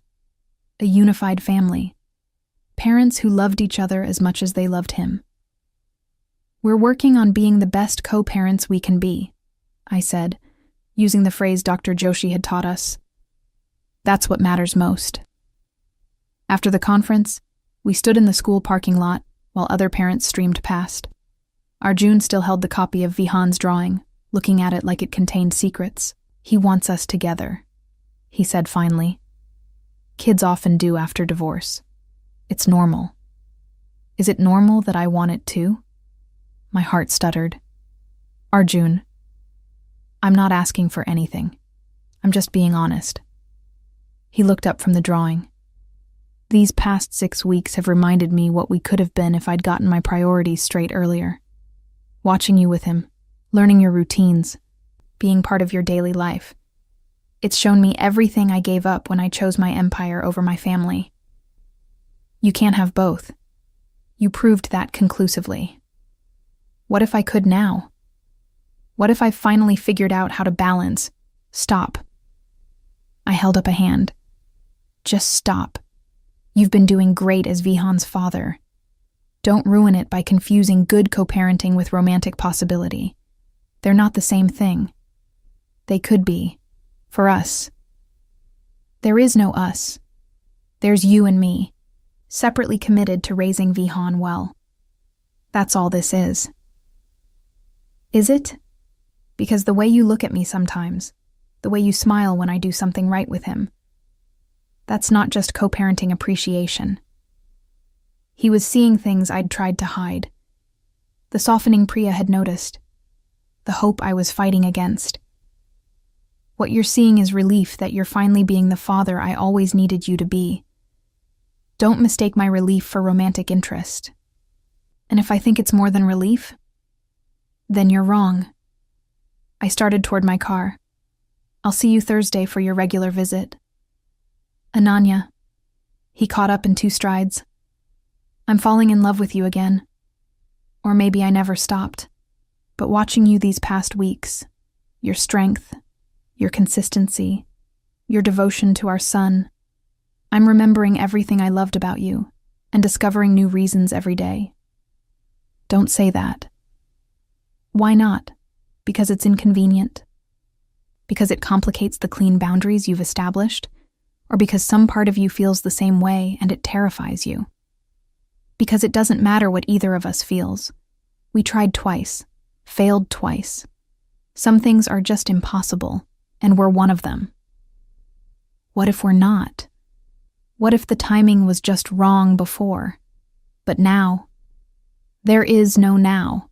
There's your custody time and my custody time and coordinating schedules and sharing our son. That's it. Anything else is fantasy, and I'm done living in fantasy. I got in my car and drove away, leaving him standing in the parking lot holding our son's drawing of the family we'd never be. But as I drove, I couldn't stop thinking about his words, about the possibility he was suggesting, about the tiny, treacherous part of me that wanted to believe him. The text came at 2:47 a.m. on a Thursday. I jerked awake, heart pounding, reaching for my phone with shaking hands. In my world, middle-of-the-night texts meant emergencies. There's been an incident. Vihan is safe with me. Don't panic. I'll explain in person. A. I was out of bed and dressed in under 3 minutes, calling Arjun while I grabbed my keys. He answered on the first ring. What happened? Where is he? My penthouse. He's asleep in my guest room. Unharmed. His voice was tight, controlled. But there was an attempted break-in at your apartment building tonight. My security team intercepted the intruders before they reached your floor. Ice flooded my veins. What? They were coming for you, for Vihan. A message to me from people who've decided that interfering with my family is an acceptable way to conduct business. He paused. This is my fault. My world. I'm so sorry, Ananya. I'm coming there now. I'll have Kabir meet you in the lobby. The drive took 12 minutes that felt like hours. My hands gripped the steering wheel so tightly they ached. Someone had tried to break into my apartment. Had been planning to, what? Hurt us? Kidnap Vihan? Use us as leverage against Arjun? This was the world I'd tried to leave behind. The reason I'd filed for divorce, fought for sole custody, tried to remove his name from our son's identity. Because being connected to Arjun Malhotra meant being a target for everyone who wanted to hurt him. Kabir was waiting when I arrived, professional and alert despite the hour. Ms. Sharma, Vihan is fine, sleeping peacefully. Mr. Malhotra stayed with him until he fell asleep. Who were they? The people who broke in?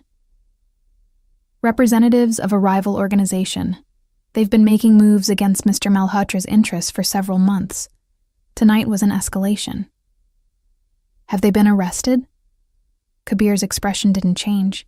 They've been handled. I didn't ask what that meant.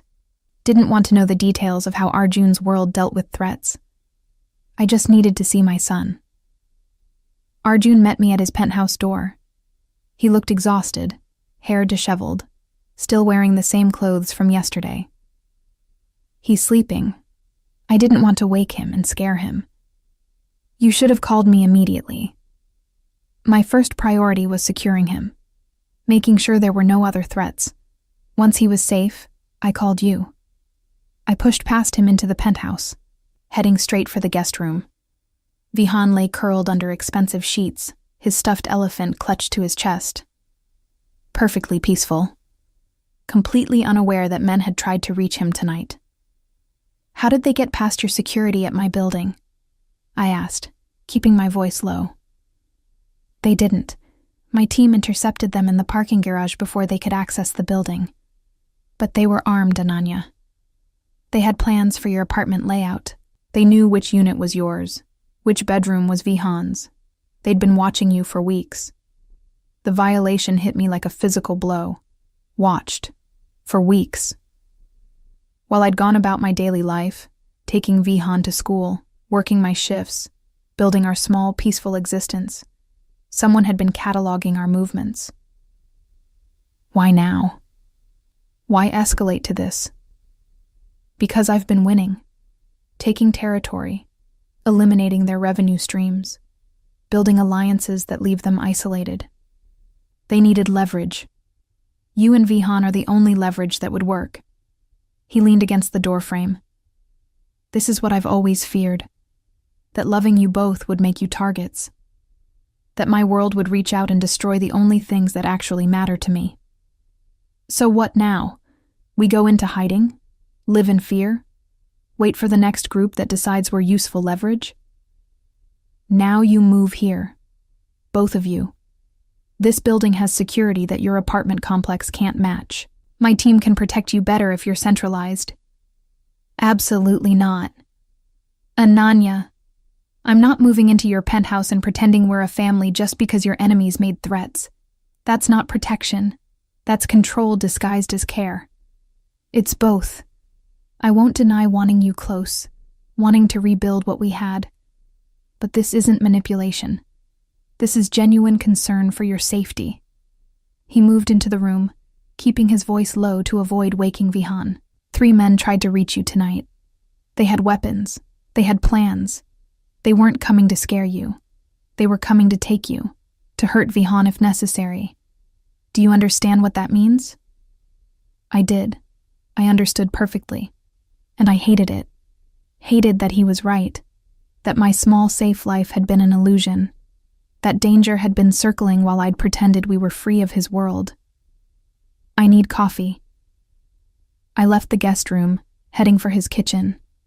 Arjun followed silently. His kitchen was all marble and stainless steel, designed for caterers rather than actual cooking. But he'd stocked it with the basics in the weeks since he'd started spending time at my apartment. Real food, the kind Vihan actually ate. I made coffee mechanically, hands shaking slightly. Arjun stood on the other side of the counter, giving me space to process. "How long?"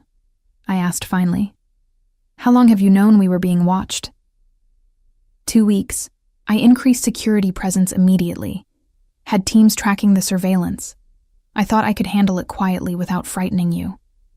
You should have told me. Would you have believed it wasn't manipulation? Or would you have accused me of manufacturing threats to force you back into my life? He had a point. I would have been suspicious. Would have questioned his motives, looked for angles, because that's what our history had taught me, that Arjun's protective instincts and controlling tendencies looked identical from the outside. What happened to them? The men who tried to break in. They're no longer a concern. That's not an answer. It's the only answer you're getting, because you've made it clear you don't want to be part of my world, and that includes the details of how I handle threats. He poured his own coffee. But they won't be coming back. Neither will anyone else they were working with. You're sure? I'm sure. When I eliminate problems, they stay eliminated. The words should have frightened me. Instead, they brought a grim sort of relief. Because this was the side of Arjun that had built an empire. The ruthless calculator who didn't just react to threats, but removed them entirely. I can't live here permanently. I'm not asking for permanent. I'm asking for temporary. Until we're certain the threat is resolved and no retaliation is coming. How long is temporary? Weeks, maybe months. However long it takes. I thought about my apartment, my small space that had been mine, that had represented independence and autonomy and freedom from his influence. Someone had violated that tonight. Had planned to hurt my son in that space. I couldn't go back there. Not without seeing intruders in every shadow. Danger in every unfamiliar sound. Separate rooms, I said finally. Clear boundaries. This is protective custody, not reconciliation. Agreed. And I'm not giving up my job. I'll work my regular shifts. Your security can follow me if necessary, but I'm not becoming some imprisoned princess. Agreed. And we're still just co-parents, nothing more. This situation doesn't change that. He was quiet for a moment. If that's what you need it to be. It is. Then that's what it will be. And we moved our essentials the next day. Priya helped, her expression darkening as I explained what had happened. "This is insane," she said, hanging my clothes in the walk-in closet that was larger than my entire bedroom. "You're moving in with your ex-husband because his enemies tried to kidnap you. This is not normal life, Ananya." "I know." "And you're sure this isn't just another way for him to control you?" "I'm not sure of anything anymore.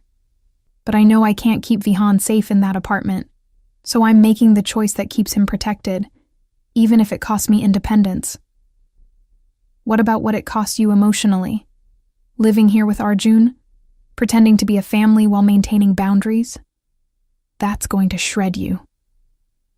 She was probably right.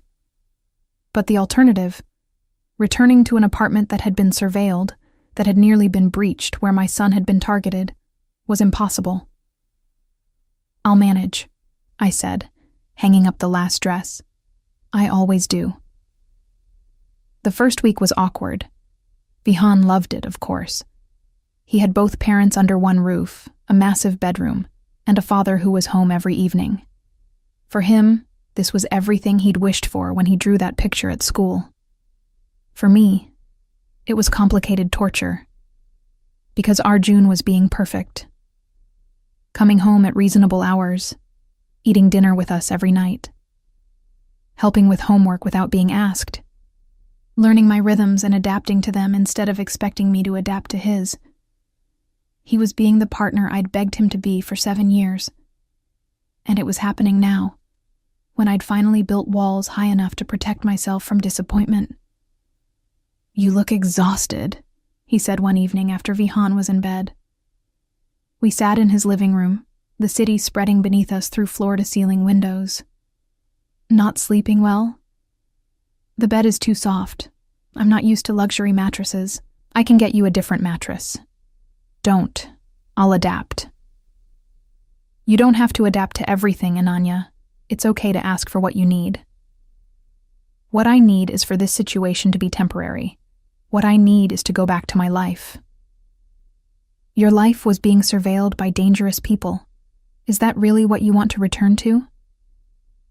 "I want to return to independence, to not being dependent on your protection, your resources, your world."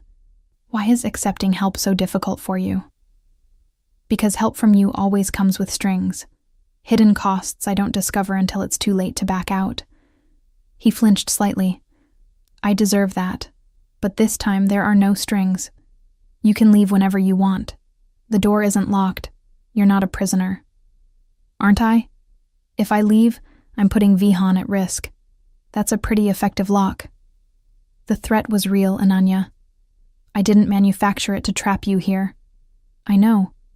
That's what makes this so difficult." I stood, needing distance. "Because you're being genuine for once. Actually protective instead of controlling. And I don't know how to accept that without it meaning something I'm not ready for it to mean." "What would it mean?" "That you've finally become the man I needed you to be years ago. That maybe, possibly, we could try again. That hope isn't as dead as I've been telling myself." I turned to face him. "But hoping for you has broken me twice already. I can't survive a third time." "What if you don't have to survive it? What if this time it works?" "You can't promise that. No one can promise that." "No. But I can promise to keep trying. To show up every day. To prioritize you and Vihan above everything else. To be the man I should have been from the beginning." He stood too, moving closer but not touching. "I know I don't deserve another chance. I know I've used up all reasonable opportunities. But if you could find it in yourself to consider—" "No." The word came out more forcefully than I intended. Arjun stopped, the hope in his expression fading. "I can't consider anything right now. I'm living in your penthouse because men tried to break into my apartment. My sense of safety has been shattered. My independence has been compromised. And you're standing here asking me to add emotional vulnerability to that list?" I shook my head. "I can't. I'm at capacity for risk right now." "I understand. Do you? Because you've been perfect lately. Showing up, being present, doing everything right. But I've seen this pattern before.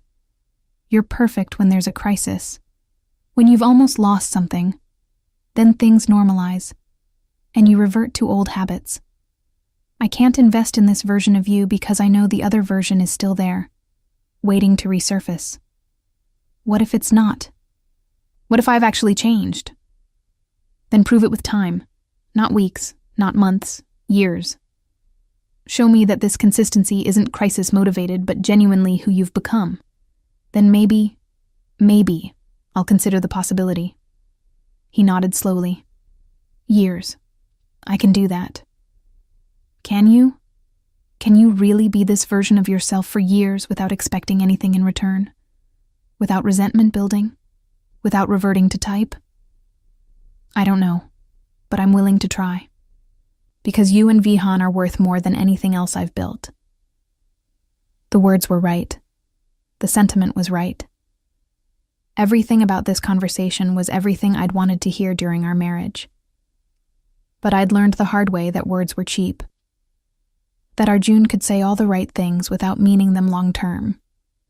That his intentions were always good even when his follow-through wasn't. "We should get some sleep," I said instead of responding to his declaration. "Morning comes early. I retreated to my guest suite, closing the door firmly behind me, leaned against it until I heard his footsteps fade down the hallway toward the master suite. This was impossible. Living here, seeing him every day, watching him be everything I'd needed while maintaining boundaries that protected me from hoping again. It was emotional whiplash, torture disguised as protection, but I'd survive it, because I'd survived worse. Because my capacity for endurance was apparently endless. Because I'd learned to function while heartbroken, and I could learn to function while confused too. 3 months passed. The threat never materialized again.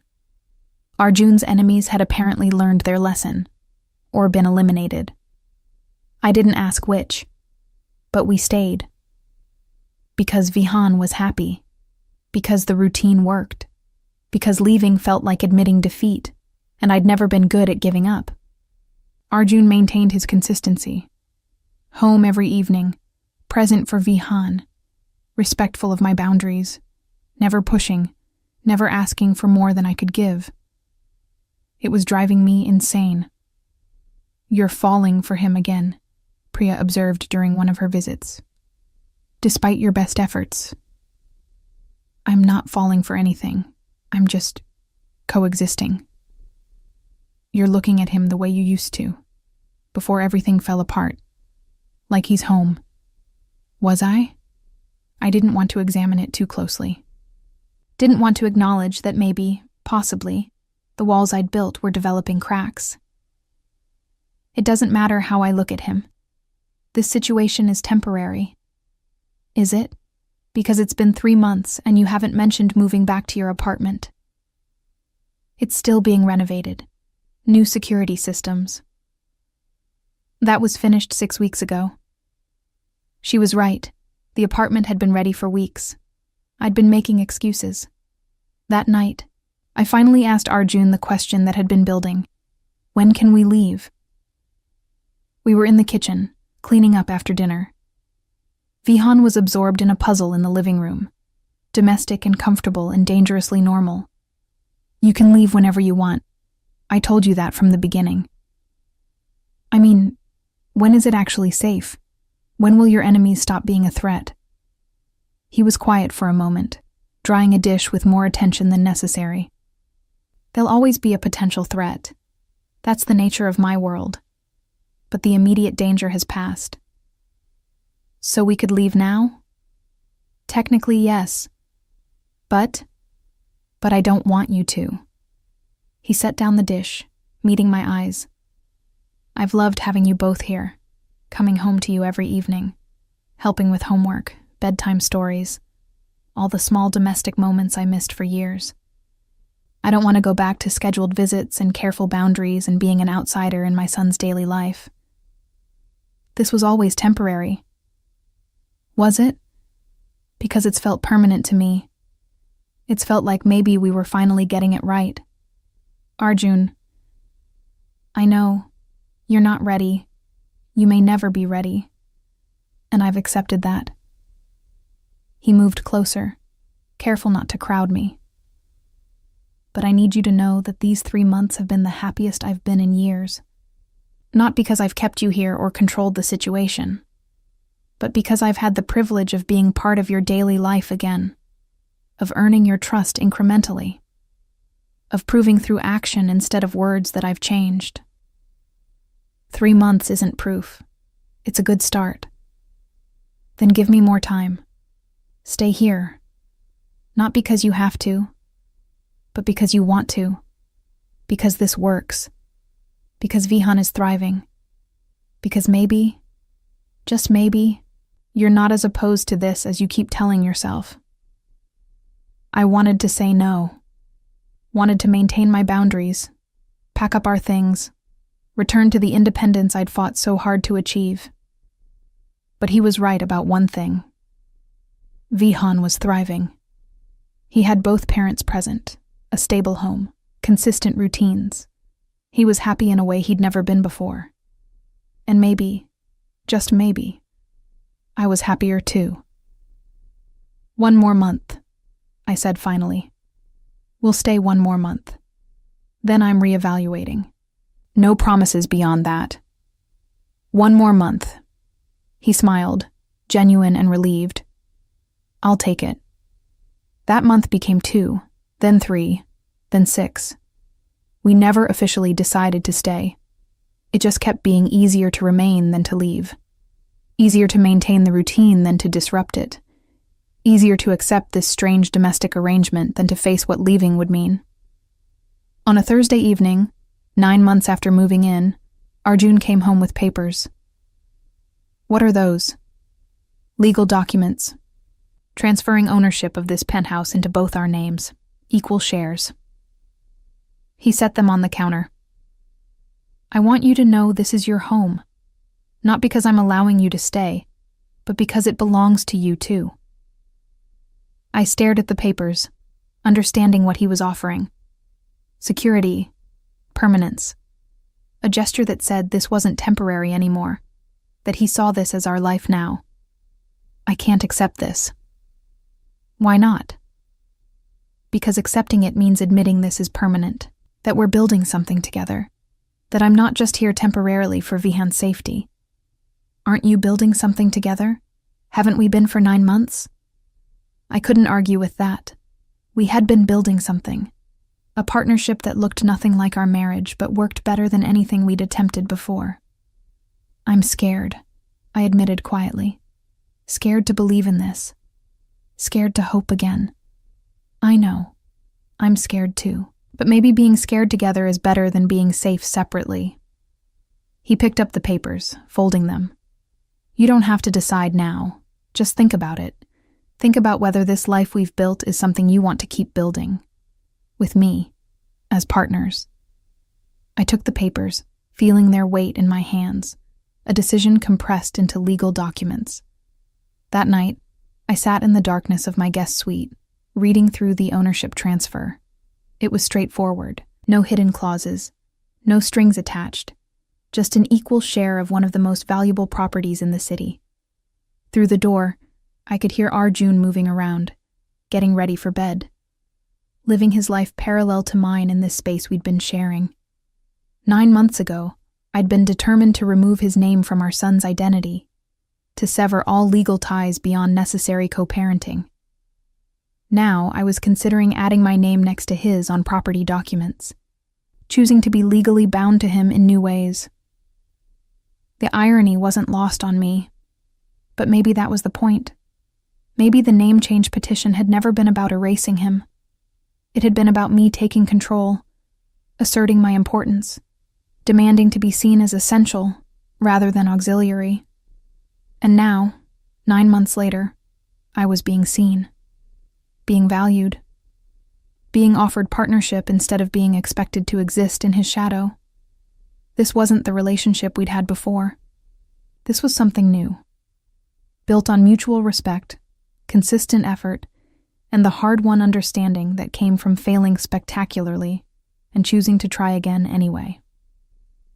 I signed the papers, not because I believed in fairy tale endings, not because I'd forgotten the years of hurt or the patterns I'd fought against. I signed because I believed in this imperfect, complicated, hard-won version of us. The version that had been tested and had somehow emerged stronger. The next morning, I handed Arjun the signed documents. Does this mean what I think it means? He asked carefully. It means I'm choosing to build something with you, not the relationship we had before, something new, something better. I met his eyes, but I'm still scared, still waiting for you to revert to type, still protecting myself. I understand. And I need you to understand that this isn't forgiveness for the past. It's faith in the present. Those are different things. I know. He pulled me closer, and I let him. Let myself lean into him for the first time in years. Thank you for having faith. I'll spend every day trying to earn it.